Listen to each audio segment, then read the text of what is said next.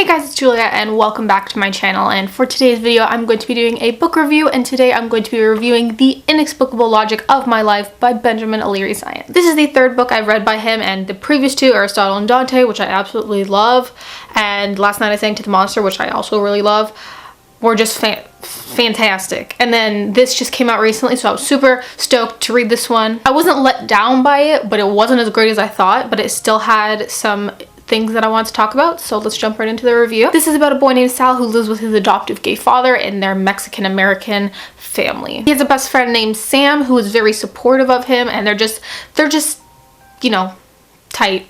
You know, they're good.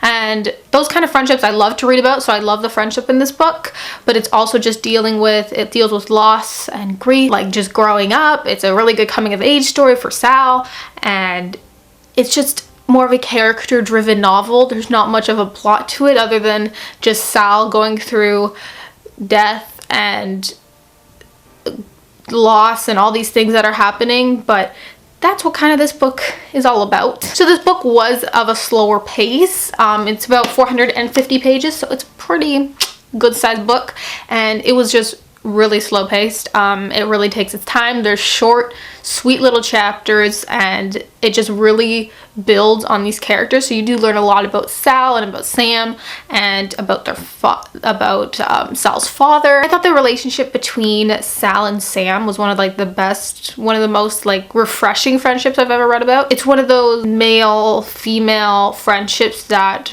are not, you know, secretly lovers kind of thing, which it was refreshing that one of them wasn't in love with the other, or you know what I mean. They were like siblings, and it was just absolutely beautiful to see. I loved Sal's father and how he was so heartwarming and open, and he really took Sam in, and there's another friend in this book named Fido, and the father really just talked with him, and Fido is also gay, so his father and him kind of had this bond, and it was just really beautiful to read about. A big aspect of this book is grief, and I love how it was handled.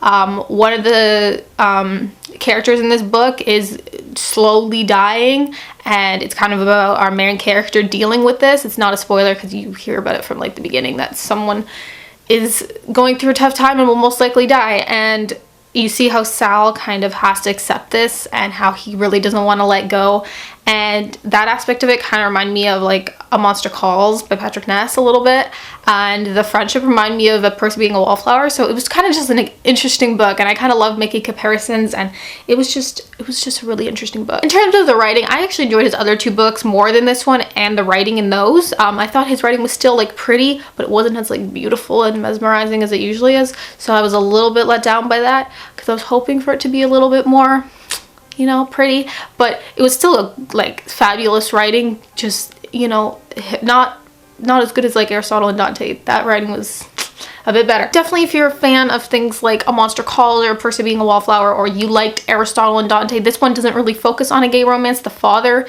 is gay, and you see kind of his relationships, but it's similar to Aristotle and Dante in a way with his father, but it's also similar to Last Night I Sang to the Monster because it's about a boy, his coming of age story. So those are some comparisons for you, but that's my review on this book, and I hope you enjoyed it. I ended up giving this book a 3.25 out of 5 stars just because I did really enjoy the characters. I thought they were really fleshed out, but the pacing and the writing was just a little bit of a letdown for me personally, but it was still a solid book, and I loved the way it handled issues such as grief and how it talked about friendship. I thought that was amazing. I will see you guys all very soon with a new video. Let me know your thoughts on this book if you've read it, or if you are thinking about picking it up, or if not, let me know down below. I'd love to hear your thoughts, and I'll see you all very soon with a new video.